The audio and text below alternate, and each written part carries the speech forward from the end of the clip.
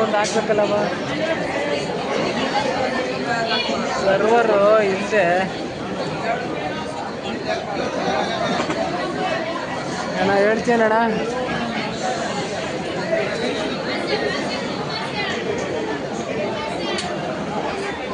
ತಾಜಾ ಸುದ್ದಿಗಳಿಗಾಗಿ ಶೇರ್ ಮಾಡಿ, ಸಬ್ಸ್ಕ್ರೈಬ್ ಮಾಡಿ, ಫಾಲೋ ಮಾಡಿ. AIN ನ್ಯೂಸ್ ಕನ್ನಡ, ವರದಿ ನಮ್ಮದು, ನಿರ್ಧಾರ ನಿಮ್ಮದು.